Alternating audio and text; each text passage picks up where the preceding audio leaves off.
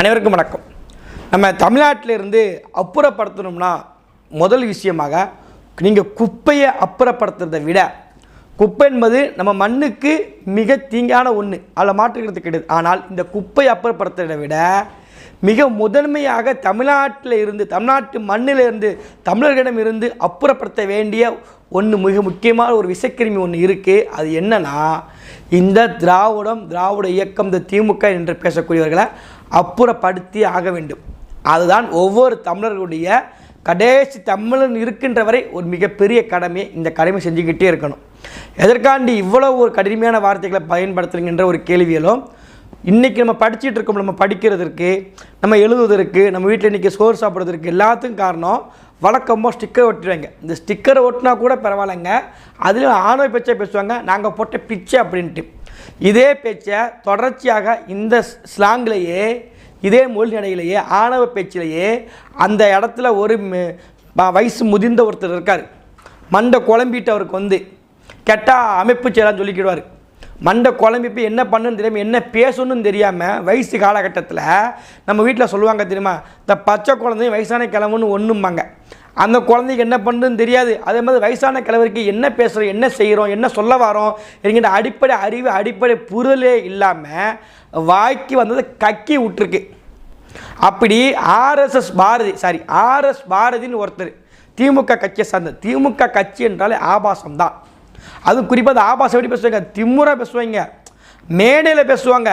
ஒரு மனைவி பக்கத்தில் வச்சுக்கிட்டு இன்னொரு மனைவியுடைய நாங்கள் எப்படி நான் கல்யாணம் பண்ணிக்கிட்டு ரொம்ப சர்வசாதாரணமாக ஒரு கலாச்சாரத்தை தமிழ்நாட்டில் சீரழித்தது இந்த திமுக கட்சி தான்.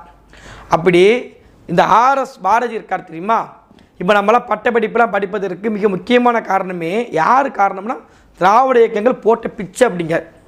நான் ஒரு வக்கீல்னா எழிலன் பிஎல் இதெல்லாம் எங்களுக்கு கூட பெருமையால், கோத்திர பெருமையால் வந்ததா? இந்த இயக்கம் போட்ட பிச்சை வெளிப்படையாகவே நான் சொல்கிறேன். இது இவர் இன்னைக்கு இப்படி பதிவு பண்ணல, நீதிபதிகளை பற்றி பதிவு பண்ணியிருக்காரு. கலைஞர் ஆட்சிக்கு வந்த பிறகு ஒரு வரதராஜனை உட்கார வைத்தார். அதற்கு பிறகு 7-8 ஆதி திராவிட சமுதாயத்தை சார்ந்தவர்கள் ஹைகோர்ட் ஜட்ஜாக இருந்தார் என்றால் அது திராவிட இயக்கம் போட்ட பிச்சை. அப்புறம் செய்தியாளரை பற்றி பதிவு பண்ணும்போது இதே மாதிரி கொச்சன் வார்த்தைக்கு பதிவு பண்ணியிருக்காரு.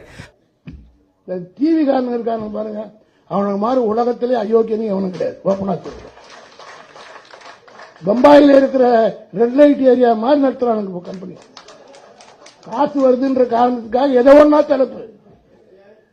பல இடங்களில் எங்கே பார்த்தாலும் சாதியை சார்ந்து, சாதி ரீதியாக பேசக்கூடிய, சாதி ஆணவத்தின் உச்சியில் இருக்கக்கூடிய ஒருத்தர் திமுக தொண்டன் எப்படி இருப்பான் என்பதற்கு மிகச்சிறந்த சான்று இந்த ஆர்எஸ் பாரதி மட்டும்தான்.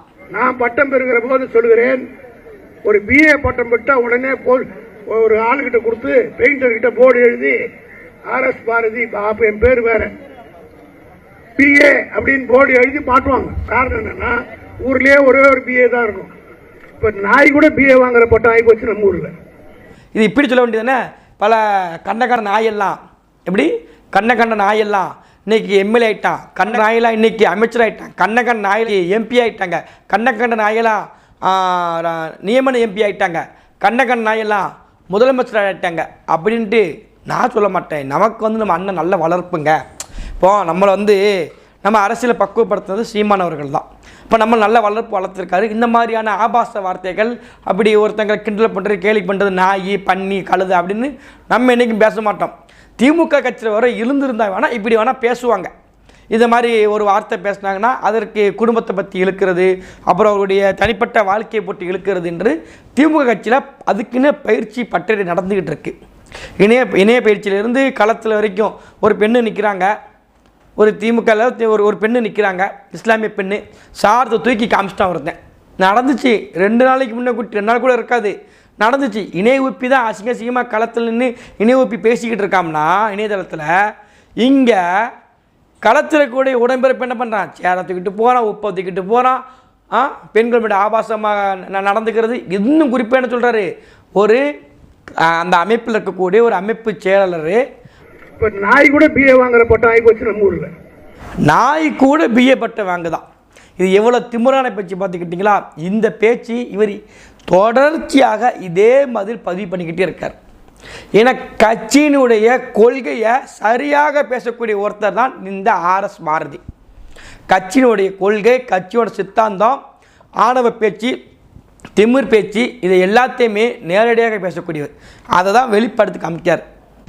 கிருபானந்த வாரியாருக்கு இன்னும் சொல்ல போனால் ஒரு வகையில் ஒரு சொந்தக்காரர், முதலியார். நாங்கெல்லாம் பேசும்போது பெரிய அறிவாளி நிறைய படிச்சோன்னு சொல்லுவோம். நீங்கெல்லாம் பேசும்போது அவர் முதலியாரு அப்படின்லாம் தெரிஞ்சுக்க வேண்டியிருக்கிறாங்க.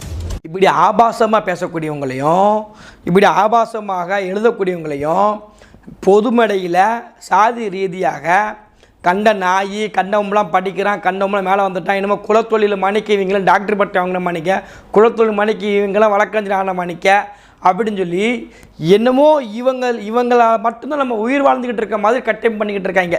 இப்போ கேரளாவில் எத்தனை பேர் படிச்சிருக்காங்க? எந்த இயக்கம் பிச்சை போட்டுச்சாங்க? இல்லை அங்கே இப்படி தான் பேசிக்கிட்டு இருக்காங்களா?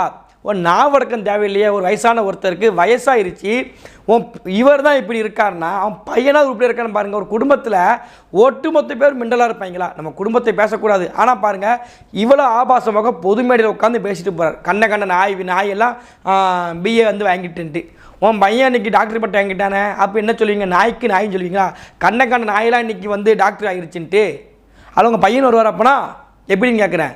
கண்ட நாயெல்லாம் பிஏ பட்டம் வாங்கிடுச்சுன்னா உங்கள் பையன் இன்னைக்கு சாய் லட்சுமி காந்துன்னு ஒருத்தர் இவன் அப்பா வந்து பொது மேடையில் என்ன பேசணும்னு தெரியாமல் பொது தளத்துலேருந்து பொது மேடையிலேருந்து கண்ட காலத்தே பேசுவார். நீதிபதி கண்ட நான் பிச்சை போட்டது நீதிபதிக்கு, அப்போ செய்தியாளர் ரெட்லைட் மீடியா அப்படின்னு கண்ட கர்மத்தை பேச வேண்டியது. அவர் தான் அப்படி இருக்காருன்னா சரி, பையனாவது உருப்படியாக இருப்பான்னு பார்த்தீங்கன்னா அதுக்கு மேலே ஒரு செய்தியாளர் வந்து பத்திரிக்கை எடுத்து போட்டாங்கன்னா சபீர் முகமதுன்னு ஒருத்தர் அவர் பதிவு எடுத்து போடுறாரு. இந்த சென்னை பெருவெள்ளத்தை எடுத்து அவரை நேரடியாக இணையதளத்தை மாட்டார். இவனெல்லாம் உயிரோட நிம்மதியை இறுக்கி விடக்கூடாது அப்படிங்க. அப்போ மொத்தமாகவே இதே வேலையை வச்சுக்கிட்டு இருப்பாங்க போல இருக்கு. ஒரு இணையதளத்தில் ஒரு பொறுப்புமிக்க ஒருத்தர், ஒரு இதுக்கு முன்னாடி யாருக்குன்னு எம்பியாக இருந்தவர், இப்படி இருக்கக்கூடிய ஒருத்தர் பொது தளத்தில் எப்படி பேசணும், என்ன நடந்துக்கணுங்கிற அடிப்படை அறிவு கொஞ்சம் கூட இல்லாத தற்கூரித்தனமாக பேசிகிட்டு இருக்கார்.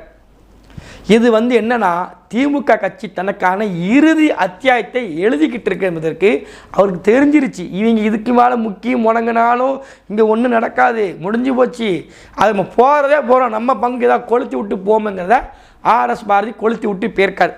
இதை வந்து வன்மையாக திமுக கட்சி வந்து இது கண்டிக்காது. ஏன்னா அவங்களே அதை தானே பேசுவாங்க, அது எப்படி கண்டிப்பானே, கரெக்டு தானே, அவன் கண்டிக்க மாட்டான். அவங்களுக்கு என்ன ரசித்து பார்த்துட்டு இருக்காங்க. இவர் தொடர்ச்சியாக இதை பேசிகிட்டு இருக்காரு. இதே வேறு ஒருத்தங்க இந்த மாதிரி பேச வச்சுக்கோங்களேன், கட்சியை விட்டு ஓட நீக்கிடுவாங்க. ஆர்எஸ் பாரதி நீக்க முடியாது. அவர் கிருபானந்த வாரியோ நேரு சொந்தக்காரர் அவர் தான், நீக்க மாட்டாங்க. அவங்க வந்து உயர் சாதி திமுறில், சாதி கொழுப்பில் எப்படியெல்லாம் பேச முடியுமோ அவ்வளவு ஆணவத்தின் உச்சமாக ஆர்எஸ் பாரதி பேசிக்கிட்டு இருக்காரு. திமுக அது வேடிக்கை பார்த்துக்கிட்டு இருக்கு. நம்ம எல்லாம் பிச்சைங்கிறாங்க தெரியுமா? நீங்களே எம்பி ஆனதுக்கு நாங்கள் போட்ட பிச்சை தான். இன்றைக்கி நீங்கள் தமிழ்நாட்டில் இங்கே வந்து பெரிய அமைச்சர்கள், பெரிய எம்எல்ஏக்கள், பெரிய பெரிய பொறுப்பில் இருக்காங்களா, இதெல்லாம் நாங்கள் போட்ட பிச்சை. நாங்கள் ஓட்டு போட்ட பிச்சையில் தான், எங்கள் அப்பா எங்கள் தாத்தா ஓட்டு போட்ட பிச்சையில் தான் இன்றைக்கி நீங்களாம் எம்பி எம்எல்ஏ ஆயிருக்கீங்க. அது என்ன வச்சுக்கோங்க, நாங்கள் போட்ட பிச்சை மறந்துடாங்க. நாங்கள் போட்ட பிச்சை.